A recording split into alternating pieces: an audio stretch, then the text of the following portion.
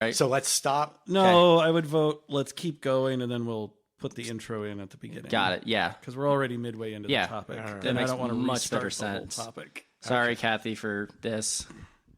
I'll give her a note Okay. and a scalpel, and one night when you're sleeping. Thank you, Dan. Whoops. I mean, Sorry, Hey, Cathy. just make sure that, like, if my left ear is facing up, because I sleep on my side, then everything is fine. I need one side. I only need the light side. Church in space.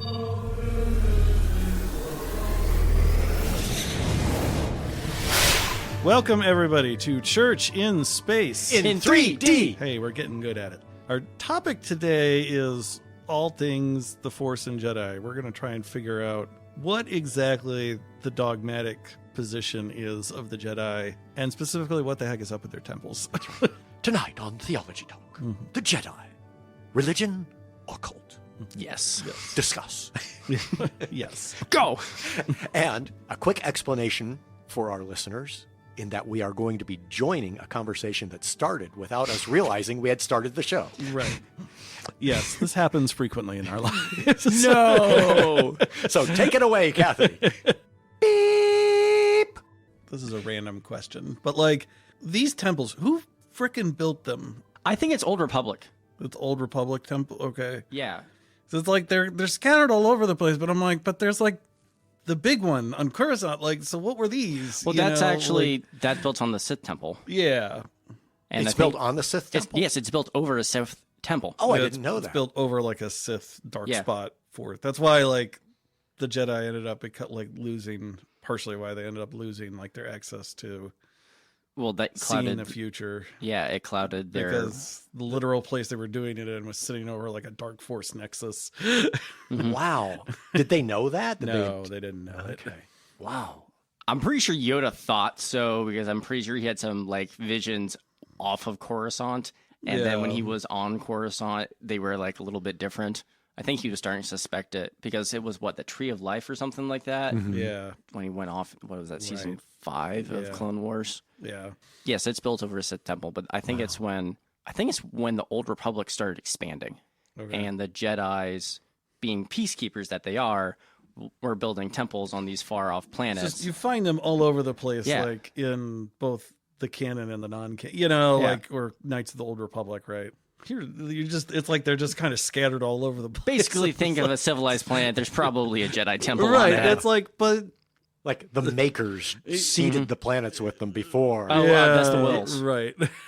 Yeah. Yeah. I don't know what. What? It's just, So religious temples are imperialism. kind of, well, it's like temples also kind of a weird word for them because they're not really temples. They're like barracks complexes, you know, And libraries. Well, yeah. They're academies. right? They're really Yeah, academies, that would right? be a better, but it's also like going there for reflection. I mean, Yeah, there's meditation, but it's just okay. So hold on. yeah. So prayer is a conversation between yourself and God, correct? Uh-huh.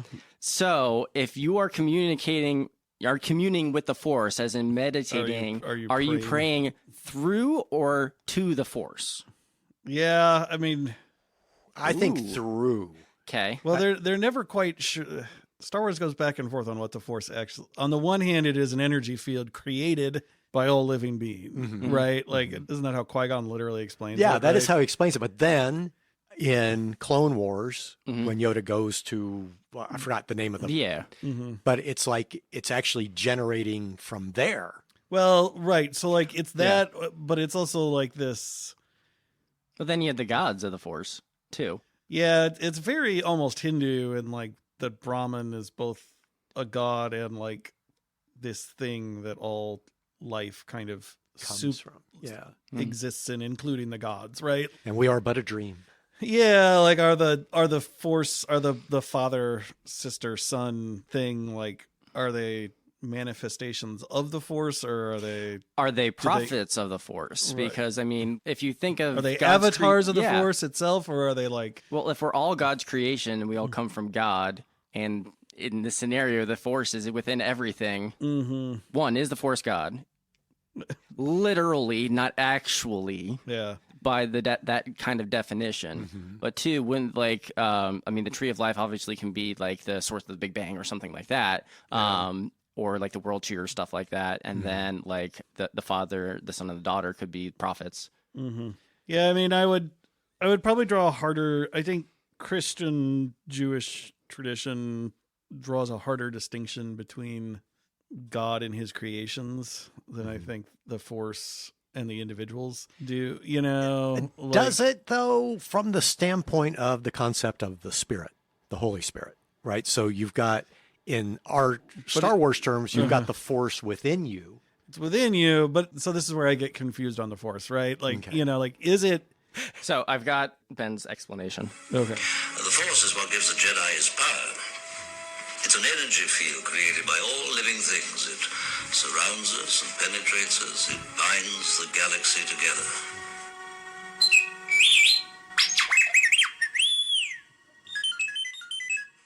I think R2's explanation is the best. Yeah.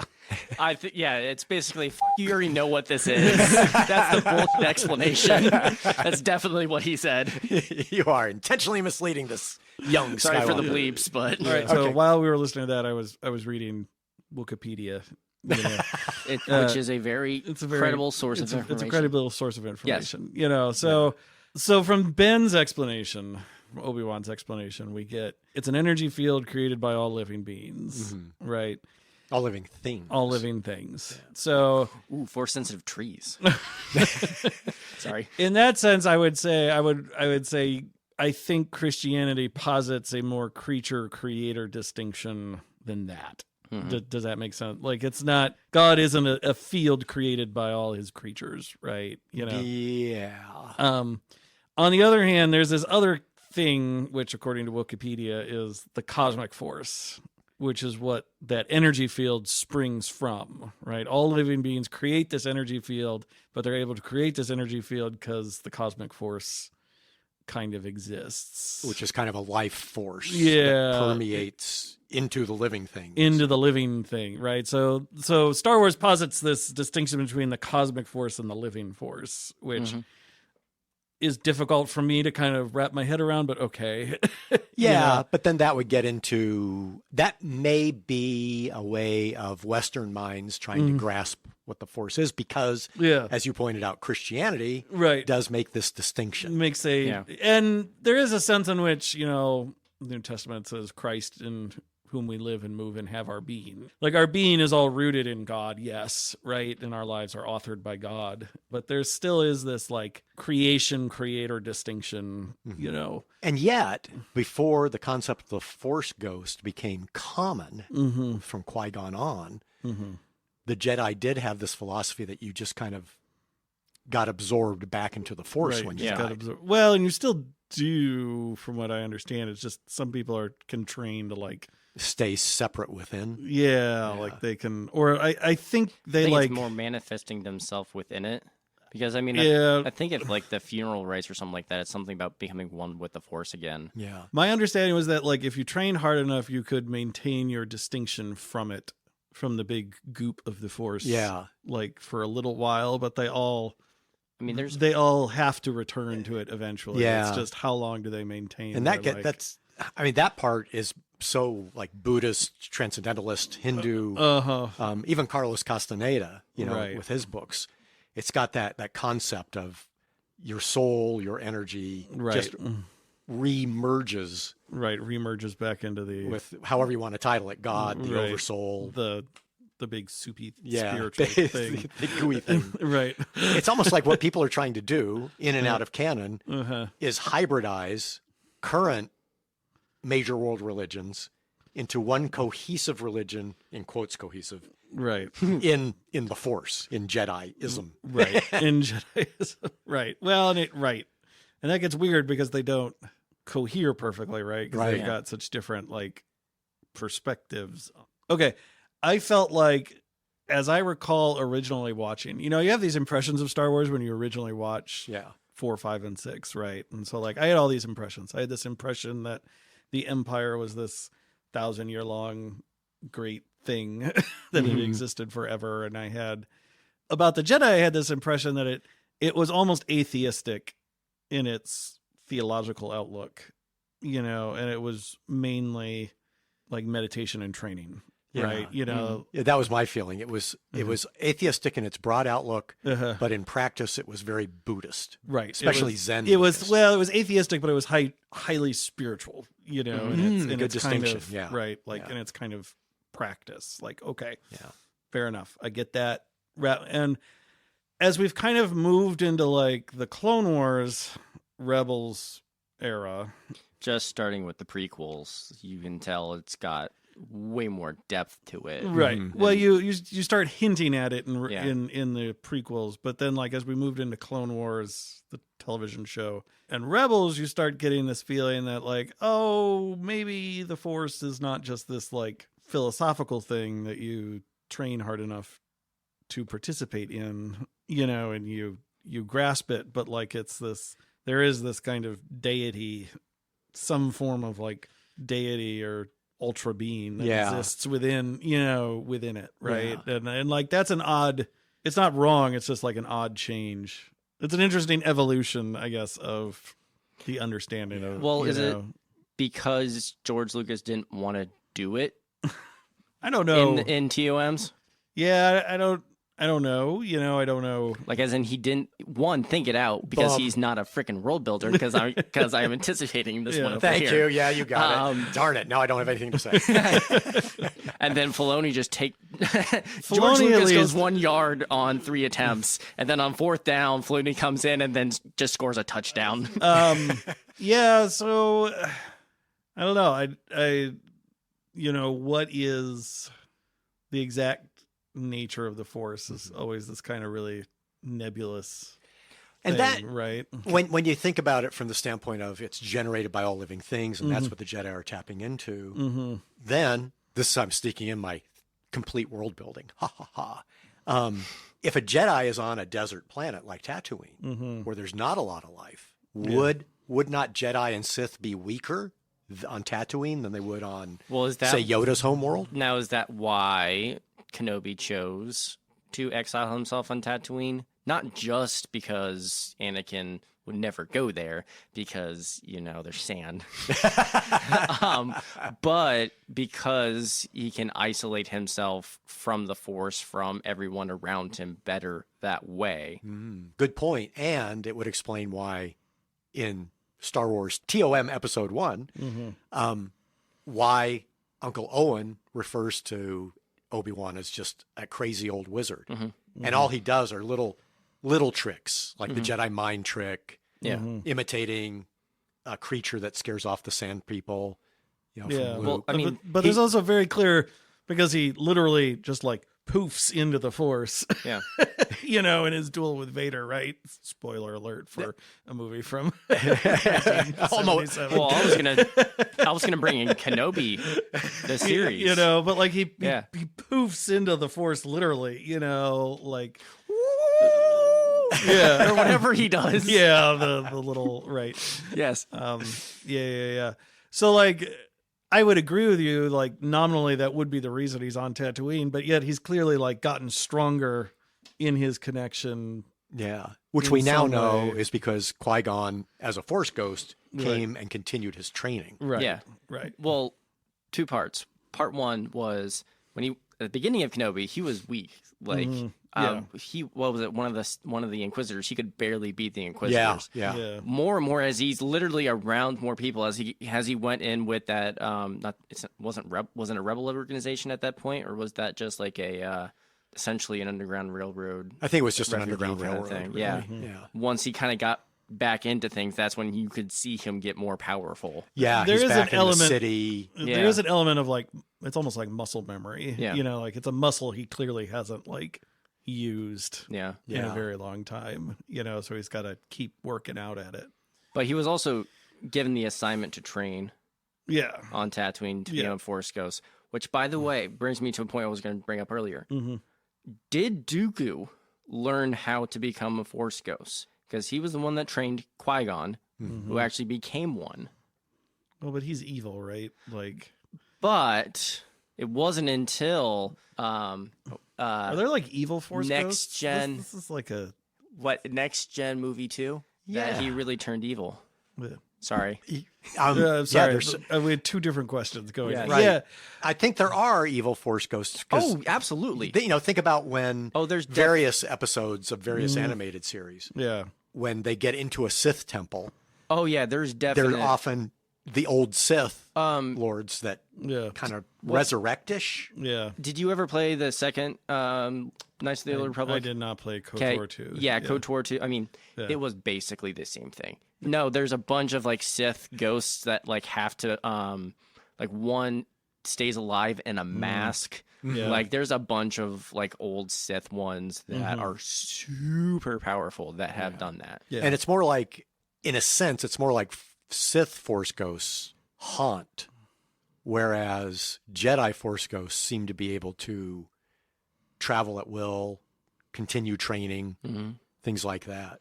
Right. So like Sith Force ghost seems very much Continuation of power. well, they're truly ghosts or or almost demonic, Yeah. But they also seem to be geolocated. Even the that's what I mean by mask, right? But that's what I mean by like true ghost, right? Yeah. They're spirits, right? Like in the kind of So they're bound. they're bound to a plate, Gotcha. and they seem to have less agency, right? Like they're just kind of raw malice at that point versus like Jedi Force ghosts are almost angelic, they're right. They have purpose and mission and So we're back to the religious, Yeah. the overt religious aspects Right. of Jedi good, angels, right. Sith bad, demons. Demons, right. Yeah. So getting back to the Dooku point, was he truly evil? No. I mean, I think this is where Dooku's a good villain in that Yeah. good villains never think. Nobody actually sets out and goes, "Mwahaha, I'm evil." I'm pretty sure Grievous has. I'm pretty sure Ventress has. Well, I'm pretty sure Doofenshmirtz has. I'm talking about like real people in real life, right? Like Wait, what? Real villains in real life don't go like, "Mwahaha, I am evil." Look, a platypus. Perry. So like, this is where Dooku's a believable villain, right? Yeah. Like he doesn't actually believe he's doing anything, or he believes he's doing things for the right reasons. He's trying to fight He's trying to fight the corruption of the Republic. Right. He's Right. trying to fight the corruption of the Republic. And that's a fine point to make, right? That's why Anakin's turn in Episode 3 is actually also believable because he doesn't go, I've become evil. Right. No, he's trying to save somebody. He's doing all this. No, he's doing all these terribly awful things, but he's doing them all to save somebody he loves, Which, if someone would have just taught him Force heal, Well, it would have solved so much. Yes. Because apparently Palpatine knew how to do that and just decided not to say, hey, I can teach you Well, but that's this. the whole point, right? He's manipulating him to like, to lead him to this, you know, your desire to save yourself ends up bringing about your own death anyway, So I think there's a difference, though, between Anakin and Dooku in that I think Dooku all the way through felt that he was doing good, that he was fighting injustice, fighting corruption. Dooku has non-selfish motives. Yeah. I get Dooku's non-selfish motives are he wants to fight corruption. He just ends up. He doesn't recognize that in the process he's serving evil. Well, to me, that's what it comes yeah, to. and he doesn't recognize that, like, in the process of fighting corruption, he becomes the thing he's fighting. Yeah. Which is, again, very believable. Whereas when Anakin converts over, Anakin has a selfish motive from the beginning. I want to save this thing that means something to me. right? Yeah. And I'm not supposed to have anyway, but I possess it and I want to keep possessing it. And this person. Once he can no longer possess that, Yeah. I think he fully goes dark. Yes. And that's the whole quest of Luke then in the original movies, in the TOM. Right. Is how do you redeem someone who themselves feels is irredeemable, has completely gone I'm over. too far down this road. Okay. How much of Vader's saving of Luke was actually good versus more Sith-like? I think it was completely good. I think that's the whole point of And he's finally in that sloppy Lucas way of cutting to Vader going, huh? What? Huh? What? As he looks at the Emperor versus Luke. Is that's where the good finally resurfaces. Well, it's finally a selfless act, right? Yeah. Like getting back to that selfish, like it is I will risk my own death to save someone else. Yeah. And someone who I don't possess, like I actually haven't known my son my whole life, so it's somebody unlike my wife, it's somebody I don't actually fully know. So it becomes, in that way, purely altruistic. Yeah. And that's the difference, which gets us now back to the religious aspects, right? Ethics get messy. Yeah. Yes. And so where do you draw the line? Like even in a real world religious sense, where would you draw the line on a Dooku? Where would you draw the line on an Anakin from a religious ethics standpoint? And for this, obviously, got to take the whole thing of grace out of the equation. Because we are looking at ethics and morality. Yeah. Dietrich Bonhoeffer wrote a whole book called Ethics, where he's kind of wrestling with a lot of questions about why he did what he did, and refresh the audience real quick. Bonhoeffer, World War II. So Bonhoeffer was a Lutheran pastor in World War II who ended up getting executed by the Nazis for being a member of the plot to kill Hitler. He was also the irony of his life is that he was a devout pacifist, and he was a founding member of what was called the Confessing Church, which was the small group of Protestant churches and pastors who refused to take the oath of loyalty to Hitler and the Reich Church. Bonhoeffer writes this book called Ethics, and in it he begins by talking a lot about, he goes back to Adam and Eve, and he begins by talking about how the decision to eat the tree of the knowledge of good and evil is this desire to have this knowledge of right and wrong. And that the pitch by the serpent is you'll get this knowledge, but the devil's always a liar. And so actually we don't really get the full knowledge. That the full knowledge of right and wrong is something only God has. That's why we're not allowed to eat from the tree, right? And so anytime we're approaching a situation, should I do this? Is it right or wrong to do this? Bonhoeffer kind of says we're redoing the Garden of Eden story. We're attempting to possess knowledge we don't grasp. And then Bonhoeffer says the real question is this the will? What is the will of God for me in this situation? You can't answer right or wrong. You'll spin yourselves in circles trying to answer that question. Yeah. What is the will of God for me in this moment is really the one question you can answer. So from an ethics perspective, that's the litmus test? Yeah, that's really for Bonhoeffer, that's the litmus test, And how do you know that? By Bonhoeffer's, it's that here we are. Lots of prayer is the only way you can really know it. So it's for Bonhoeffer. Prayer, contemplation. Yeah, lots of prayer and lots of prayer. Some people don't like that, but it's kind of where I've, come out on a lot of issues,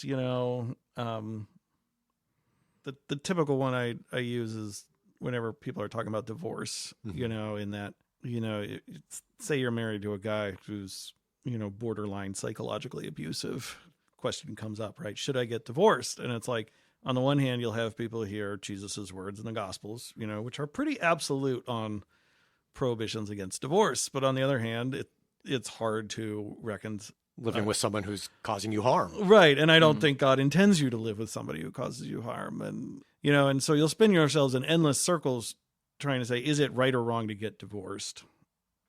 And then the real question you got to ask yourself is not, is it right or wrong? Only God will be able to tell you that on final judgment. But you got to ask yourselves, is it the will of God that I remain in this marriage? Or get myself to safety. Right. Or is it the will of God that I get myself to safety, or is it the will of God? Now my knee-jerk reaction, and I want to end up tying this back to Anakin and Dooku, but in that equation, my knee-jerk reaction is you get yourself to safety. Harm is not the will of God. Yeah, that would be my answer too. But that's a different ethical framework. This is a very Lutheran framework too. This is a Catholics who won't agree with this.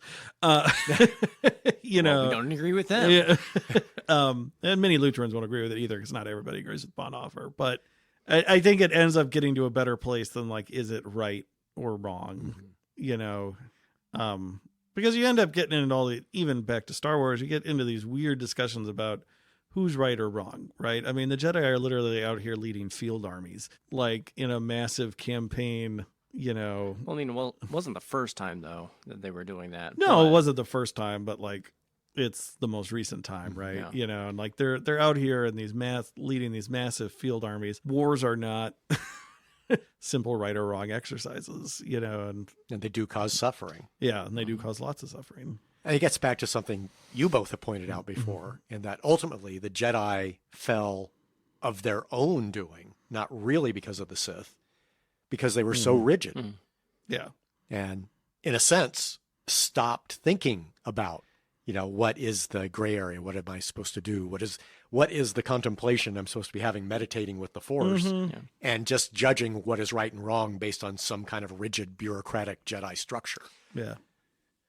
I would find it very interesting, the Jedi Council meetings with Dooku and Qui-Gon, because Dooku is just so rigid and so structured. Well, one, because he has to be. Like, have you guys read up on how he has to be like he's so powerful that he has to be Mace Windu? Yeah. Like whatever form he uses is super low on defense, high on offense, and if you don't keep it balanced, you're completely screwed and you can go to the dark side super easily. So he's really structured. Then you have Qui-Gon in the corner, who I'm assuming is the most sassy Jedi ever. Yeah, right. No, I mean, it's two very different. Mace Windu maintains his light sideness by rigidity, and Qui-Gon maintains it by renunciation of all rigidity. It seems So then, do you think the Jedi would have entered the war if Qui-Gon was on the council? Even if they did, it would be a lot more of a discussion, wouldn't it? More like a military observer or military advisor. Yeah, I mean, on a certain level, they had there were forces that forced them into it. Oh yeah, I mean, Palpatine definitely, manipulated it to happen. But I don't know. It's a good question. It's like Anakin and Padme, right? The whole plot line to turn Darth Vader doesn't work if the Jedi are just here's a waiver for the for the marriage rule. Yeah.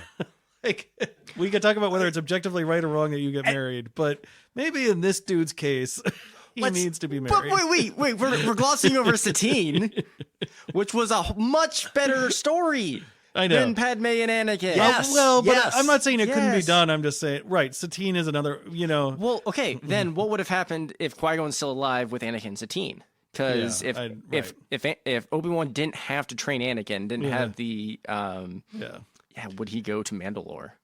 I'm going to say yes, because I'll tell you, the subtext when they saw each other again and reunited, that was right. I mean, that would I'm be not saying other people awesome didn't love people. episode. I'm saying Anakin's specific situation. It's the secrecy of their relationship that fuels the shame of, I need to find a hidden route to preserve this person's life, because I can't just go to the council and say, my wife, I keep having these visions of my wife dying. The one time he tries to tell Yoda about it, he can't even tell him who the person is. Yeah. Right. And I just know this person who's going to die. Well, right. No, Yoda's fear not, because he doesn't know who he's talking about. But my secret wife is dying in childbirth, Wait, no, wasn't that Attack of the Clones where he was having the visions of his mother? He had those too, but in episode 3, he keeps having these visions of Padme dying, but that tactic only works, and Sidious's pitch only works because the secrecy forces him to find non-authorized methods of saving her life. And the whole thing's undercut if somebody just says, maybe we shouldn't think about what's right or wrong for Jedi here. Maybe we should just think about what is the Force's will for Anakin, kind of, to use a Bonhoeffer way of thinking about it in this moment. And maybe the Force's will for Anakin is that he can be attached to this one person. Yeah. And then we have no plot. So then what do we do? Well, right. But that whole marriage thing, the celibacy of Jedi Knights. That's his passion. How isn't it a little self-defeating? If you allow two people with huge midichlorian counts to mate, Hold on. Their offspring will have that. Hold on. Yes, I actually saw this the other day. Why aren't there Jedi eugenics breeding No, programs? not even that. It's because that, the midichlorian counts passed down through generations and generations within a population. It would make way more sense for the Jedi to say, okay, you and you go in the room, and then... To counter that, I would say, I think our only example of father to child influencing midichlorian count is Skywalker, who's literally incarnated of the midichlorians Yeah. themselves, and Luke, right? Like And Leia, right? Like these are our only. I would suggest that if you're literally incarnate of the Holy Spirit, you know, and the Virgin, you know, whatever his mom's name Yeah, is, I mean, I would think the Jedi would just all wink at each other over the secret and say, right. go to town. Right. We're also missing Ben Solo in there, and we're also missing Rey, who's technically the daughter of a clone of Palpatine. Yeah. This is why we're Ben Solo. I would classify also under this list. Yeah. You know, and Rey's thing is, I'm going to pretend that movie doesn't exist. Okay. Because it ruins the whole plot. But from a logic standpoint, Right. you know, the Jedi rely on random mutations of people being born with high midichlorian counts. Yeah. You know, and they have to seek them out, hope there's some sign that they can get to, and especially by the Jedi training method, get to them very young. It just seems so self-defeating. Now I feel like I'm got an allegory for the Roman Catholic Church. Just let them get married. I know. But then you get back to the But then we get back to that whole pay scale thing we've talked about. And that's the real that's the real reason it never happens.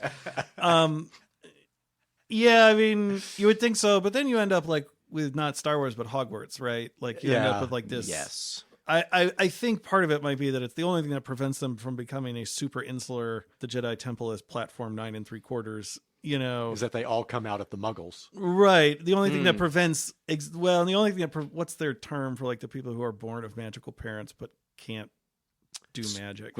Squibs, right? Like, wouldn't that just produce this whole? By the way, should have. What if you're a kid born of 2 Jedi parents and you can't do? You know, like then there's this whole underclass of like kids. Although that would mean that the Jedi, the midichlorian traits would be recessive, right?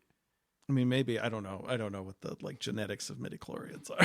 No, it'd have to be recessive because it'd have to go through. I want to look at their alleles right now. Yes, it had to go through generations and generations, and then you magically get one. It's got to be recessive. You have to have the midichlorian gene somewhere as a huge recessive gene. On both the X and the Y. And then they have to both come together to really get the... Yeah, I mean, you got to think about how many Jedi there are. Like, you may not get one a planet every... This also posits that midichlorian count is like one gene. You know, maybe it's like the interaction of like multiple. Several. Yeah. Boy, see, Mendel was off the mark when he studied peas. Right. Yeah. He needed to be studying Jedi. Right. High force count. You know. Anyway, sorry. Yeah. I think that's the worry, right? You know. Well, and getting back to the Catholic Church versus Jedi celibacy parallels, you know, like it's the exact same reasoning in that, you know, they want total devotion to the order, to the church, right? Like, you know, we want our clerics to be unbothered by all other things, you know. And thus, again, like Drew started to say earlier, it's not so much no marriage, but marriage needs passion to succeed. And attachment, right? Yeah, that's the big thing. It's like, it's almost a very Tolkien point, right? Like possession, you know, leads to all sorts of problems. Yeah. Living in caves and saying my precious to things. Yeah. Well, even friendships. Like, I mean, that is one way to be passionate is to, hey, this is your, you know, this is your really good friend. Yeah. You know, what happens then? Like, except, you know, that's where they're hypocritical because it's very clear the Jedi have friends, you know, amongst themselves, if nothing else. Yeah. So, and like outside of themselves also. Yeah. I mean, even Obi-Wan, his disappointment in Anakin isn't, and himself as a teacher, isn't just a mentor-disciple relationship. Right. You can tell Obi-Wan genuinely cares for Annie, and that's why, big reason why he's so upset that Anakin turns. And cares for Padme too. Yeah. Yeah. I mean, Bail Organa would be a friend of Kenobi. I mean... And through the broader canon, it doesn't become so clear with Obi-Wan on Tatooine in the TOMs, but he's got a real soft spot for Luke. Obi-Wan definitely has a soft spot for Luke. A little bit of it comes through in TOM in that it does seem clear that Obi-Wan was friends with Vader. With Vader, even in that little speech. Yeah. Not detached. Right. So yeah, I think that in that regard, Dooku's right. The Jedi are hypocrites. Yeah, well, I mean, yes, I think we all, right? Like, so in conclusion, Jedi temples are useless. Dooku was right. Well, I think, and we should rename them. if I may end on a Lutheran point, right? Like this is the Okay, go ahead. We don't do enough.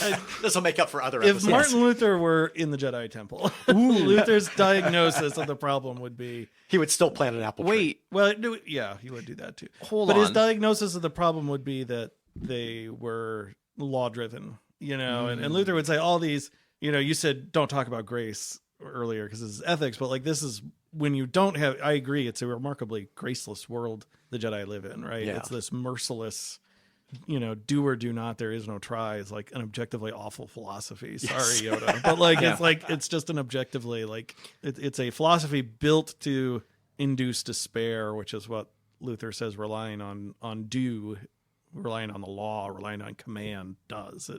It induces despair in you because you can never live up to the law's demands, which is why you need grace, and so, my final arbiter on it, is that the Jedi needed grace. The Jedi needed Martin Luther to nail the 95 Theses to the door of the Jedi Temple.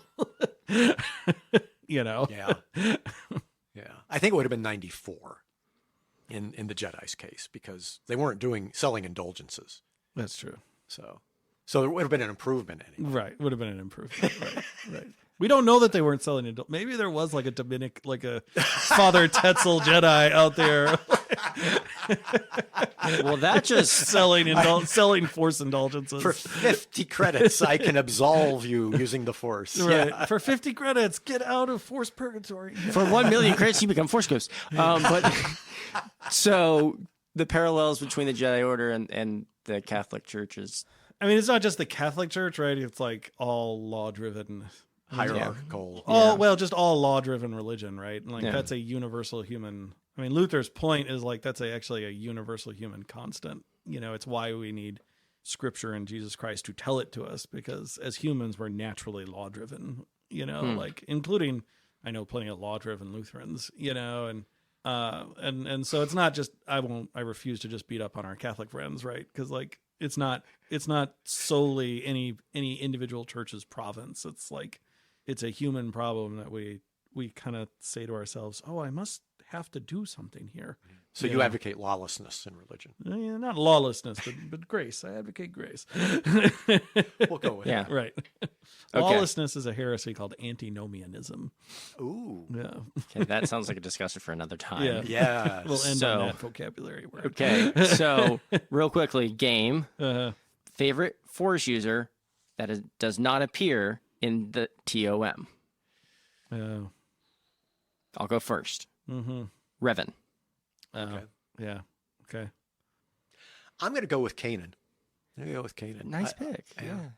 What's the since I'm also watching Rebels, what's the giant neutral-sided buffalo thing that gets really pissed? Just call him Tom Baker. Bendu. Bendu, right. Luke gets so angry that he just Zeus is out on everybody. Yes. I will manifest as a literal incarnation of the... That's beyond force wielding. That's force nuking. Right. Like I will nuke just everybody. Yes. He was kind of cool. Yeah.